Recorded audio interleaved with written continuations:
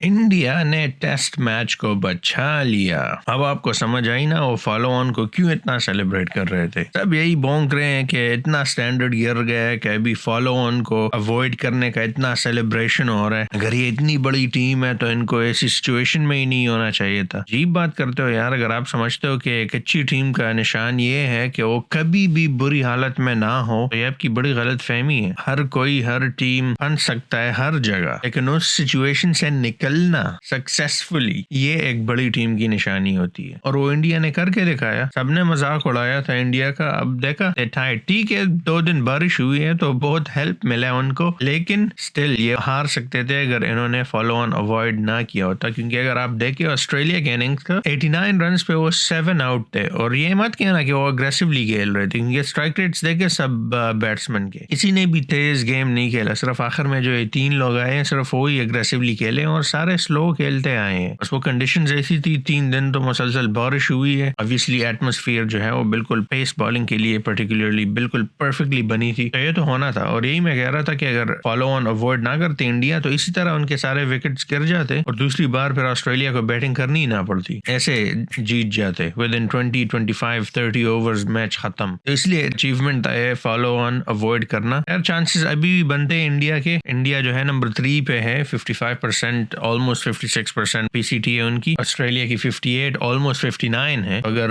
ये रिमेनिंग जो 2 मैचेस है अगर ये जीत जाएं तो चांस बन सकता है फिर भी इनका। कल की वीडियो में हमने टिम साउदी लेजेंड के बारे में बात की थी। उन्होंने रिटायरमेंट ले ली। Of course we all know him, we all love him, amazing pace bowler थे वो। So happy retirement to Tim Southee once more. लेकिन इस बार हम बात करेंगे अश्विन के बारे में, रविचंद्रन अश्विन। इंडिया के जो स्पिनर बॉलर है जिसकी काफी एक्सपीरियंस है और काफी वो क्रिटिकल बॉलर है, थिंकिंग बॉलर है, रीड करते हैं गेम को और काफी स्मार्ट है वो। ये जो पूरा मनकद का वो कंट्रोवर्सी शुरू हुआ था वो भी उसी ने ही किया था। खैर उससे पहले भी बहुत बार हुआ था, लेकिन इस मॉडर्न गेम में इसने ये चीज जो है वापस लाए हैं। तो again you have to think outside of the box for this ना। और किसी ने ये नहीं किया, सिर्फ इसी ने किया है। एक रूल था और उसका एडवांटेज इसने लिया। ठीक है आप समझते हो कि ठीक है गलत है जो भी है, लेकिन लीगल है, इट्स विद इन रूल्स। कोई इलीगल काम उसने नहीं किया। और उन्होंने भी रिटायरमेंट ले ली, काफी विकेट्स भी ली है और बैट भी काफी अच्छी करते थे। जो नाइट वॉचमैन बोलते हैं वो वही रोल था उनका टीम में। और बहुत ही टफ सिचुएशन से इंडिया को निकाला है with the ball of course, but with the bat as well. Of course he will be missed. Rohit Sharma ने भी बोला है कॉन्फ्रेंस में कि जब भी टफ सिचुएशन में हम होते थे तो अश्विन के पास ही मैं जाता था, उनसे मशवरा लेता था कि क्या करना है क्या नहीं करना, सिचुएशन को कैसे कंट्रोल किया जाए, आगे क्या किया जाए। तो अगेन उसकी वो क्रिकेटिंग आईक्यू जो थी वो काफी हाई थी। और वो ऑब्वियसली हम भी मिस करेंगे जब देखेंगे इंडिया के मैचेस और जो प्लेयर्स खेल रहे हो तो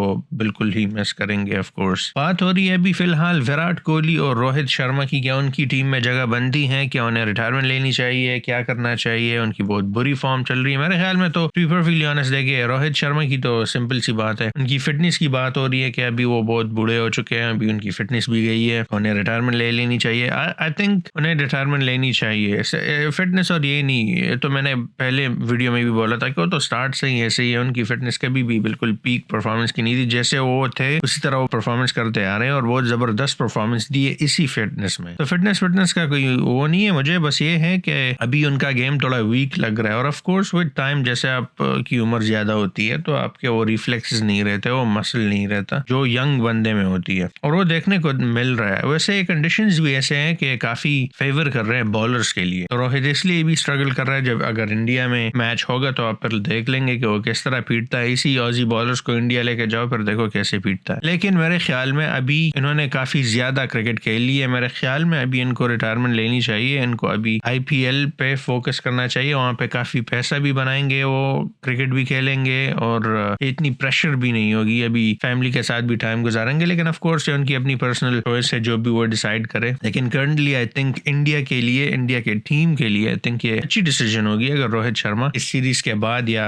इस चैंपियनशिप के बाद, मेरे ख्याल में शायद वो कर ले। मेरे ख्याल में तो वो करेंगे। ये WTC के फाइनल में अगर वो पहुंच गए ना तो फाइनल खेल के फिर वो करेंगे जैसे उन्होंने T20 वर्ल्ड कप में भी किया। और मेरे ख्याल में ODI भी इसके बाद नेक्स्ट है रिटायरमेंट के लिए। तो बस ठीक है, उन्होंने तो मतलब अगर वो WTC भी जीत ले, T20 भी जीत ली, अगर वो ODI भी जीत ले तो बस तकरीबन हर बड़ी जो ट्रॉफी है वो जीत लेंगे और शायद चैंपियंस ट्रॉफी भी जीत ले। तो अगर सारे अचीवमेंट्स कर ले तो then he has pretty much completed, 100% कर दिया। जैसे गेम गेम में वो प्रोग्रेस होती है ना 100% कंप्लीशन, तो इसमें तो फिर और कुछ बाकी नहीं रहा। And leaving on a high note is always great. जब आप पीक पे हो ना और आप रिटायरमेंट लेते हो तो फिर लोग भी आपको उसी तरह ही रिमेंबर करते हैं जैसे आप पीक पे थे। मेरे ख्याल में तो जब आप बिल्कुल अपने प्राइम गेम में हो और आपको पता लग जाए कि अभी इसके बाद जो है डाउन हिल होगा, तो आपको वहीं पे रिटायरमेंट लेनी चाहिए। कि बहुत अच्छी एग्जांपल हबीब नूरमगोमेडोव की है। यूएफसी अगर आप देखते हो तो वो बिल्कुल प्राइम पीक पे था, अनडिफीटेड था, और वहीं पे उसको रियलाइज हुआ कि I think this is it, इसके आगे मैं अब कंटिन्यू नहीं कर पाऊंगा। खैर उसके तो और भी पर्सनल इश्यूज थे, उनके वालिद साहब भी फोत हो गए थे और अम्मी ने भी आई थिंक कहा था कि बस छोड़ दो इसको अभी और मत करो। लेकिन जो भी है उसने अपनी पीक पे प्राइम पे रिटायरमेंट ली, तो अभी तक और फ्यूचर में भी लोग उसे उसी तरह ही याद रखेंगे जैसे वो उसका लास्ट मैच था, और लास्ट मैच उसका बहुत ही डोमिनेंट और प्राइम कंडीशन में था। तो if India makes it to the championship final, और अगर फाइनल जीत भी जाए, अगर जीत ना भी जाए तो फिर still they made it to the final, ये बहुत बड़ा अचीवमेंट है। वहां पे अगर ये रिटायरमेंट ले ले तो like I said people are gonna remember him as a champion forever. तो ये तो थी रोहित बाबू की बात। अब बात है विराट की। तो विराट को क्या रिटायरमेंट लेनी चाहिए या नहीं, आई डोंट नो। विराट जो है ना वो बिल्कुल परफेक्ट कंडीशन में, फिजिकली बिल्कुल फिटनेस लेवल उसकी बिल्कुल सही है, उसकी वो एनर्जी लेवल्स जो है वो लो नहीं हो रहे। मेरे ख्याल में तो उनको अभी रिटायरमेंट शायद नहीं लेनी चाहिए। बस एक बुरा सा पैच चल रहा है, होता है, हर किसी का होता है। बाबर आजम का भी हुआ है, रिजवान का भी हो रहा है, इसका पहले भी हुआ था, फिर इसने रिकवर किया था। तेंदुलकर का भी हुआ था, मतलब जितने भी ग्रेट्स है, रिकी पॉन्टिंग का भी हुआ है, ब्रायन लारा का भी हुआ है, जैक कैलिस का भी हुआ है, जितने भी अमेजिंग, जिनको मतलब हम बिल्कुल जब हम अपनी बैटिंग करते हैं ना तो उनको कॉपी करते हैं, वो लेजेंडरी बैट्समैन जो है वो सब इस स्टेज से गुजरे हैं। तो अगर आप कर सकते हो और अगर आपको लगता है कि आप में है दम और आप कर सकते हो, क्योंकि रोहित का तो मसला अलग है ना, उनकी तो फिटनेस भी मतलब कंट्रोल नहीं हो रही उनसे, तो I think it might be time for him to move on. लेकिन विराट की जो है फिटनेस सब कुछ बिल्कुल ठीक है, तो मुझे लगता है कि Virat may be he should continue again. ये तो उसको ही पता होगा कि उसको कंटिन्यू करना चाहिए या नहीं करना चाहिए। I think Virat might have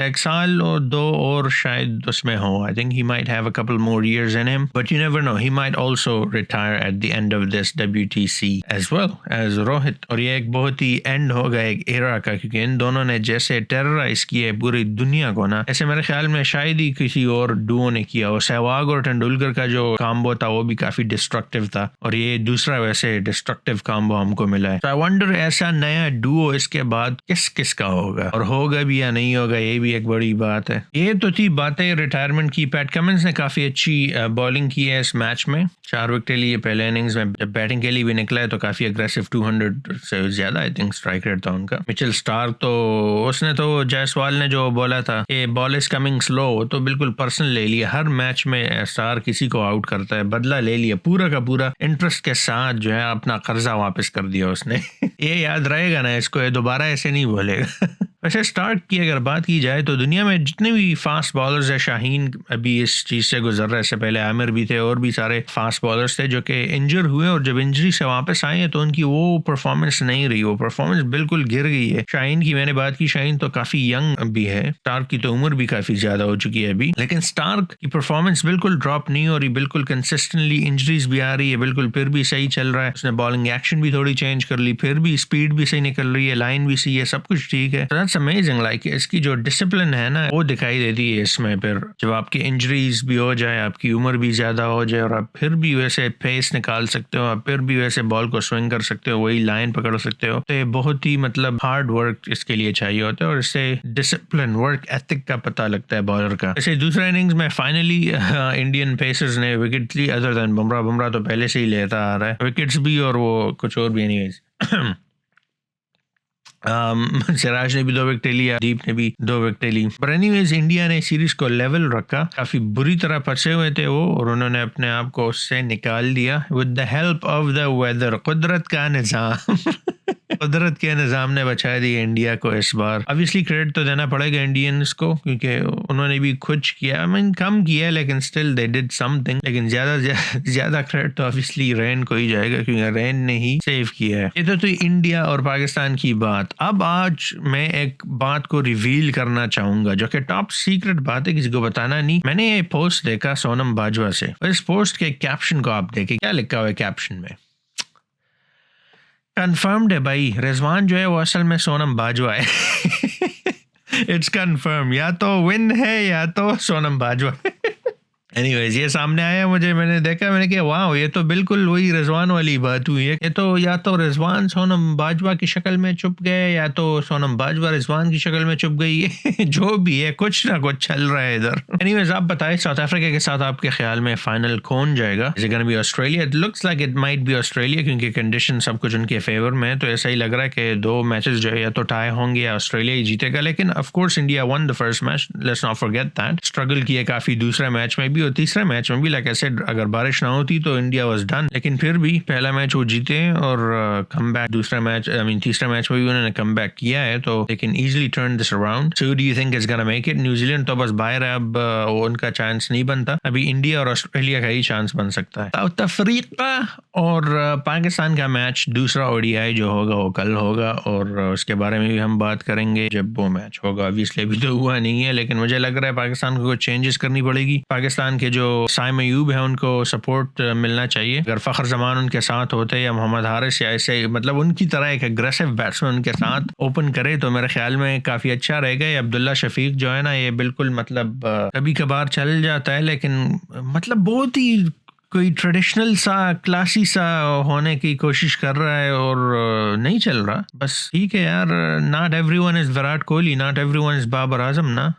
अपना स्टाइल बनाओ यार, बिल्कुल जो पिक्चर परफेक्ट कॉपी कर रहे हो आप, उससे कुछ नहीं होता। जो आपका नेचुरल गेम है वो खेलो। शायद यही नेचुरल गेम हो, शायद बस इनको बैटिंग ना आती हो। बॉलर को असल में मसला इसमें ये है ना, क्योंकि ये कुछ बहुत ही ट्रेडिशनल सा प्लेयर है, तो इसको रीड करना जो है वो बहुत आसान हो गया, क्योंकि हज़ारों साल हो गए यही बैटिंग स्टाइल है हर बैट्समैन की, तो बॉलर के लिए पिक करना काफी आसान है। इसी वजह से अगर आप देखें तो स्टीव स्मिथ जो है इतना बड़ा प्लेयर बन चुका है। जितने भी अनऑर्थोडॉक्स से बैटिंग स्टाइल से, चंद्रपाल था पहले, तो वो सारे जो है वो काफी मतलब अच्छे बैट्समैन थे, और ऑब्वियसली क्लासी बैट्समैन जैसे रिकी पॉन्टिंग थे, ब्रायन लारा थे, अभी विराट कोहली है, बाबर आजम है, तो वो भी चलते हैं, ऐसा नहीं है कि वो नहीं चलते। लेकिन ज्यादातर जो है जो ऑकवर्ड सी बैटिंग स्टाइल होती है लोगों की, बॉलर को काफी डिफिकल्टी होती है उनको बॉल करने में, क्योंकि वो ट्रेडिशनल नहीं होते। बॉलर को पता नहीं होता अब क्या करना है, इसको आगे करेगा क्या, कौन सी टांग कहाँ जाएगी। ऋषभ पंत भी ऐसे है, तो उसको भी रीड करना काफी मुश्किल होता है बॉलर के लिए, क्योंकि एक टांग इधर जा रही होती है, दूसरी उधर, कुछ पता नहीं चलता है क्या करेगा। पीछे जाएगा बॉल, आगे जाएगा, इधर जाएगा, उधर जाएगा, बिल्कुल बस ऐसा लग रहा होता है कि बिल्कुल मतलब लक पे ही सारा डिपेंडेंट है। लेकिन ऑब्वियसली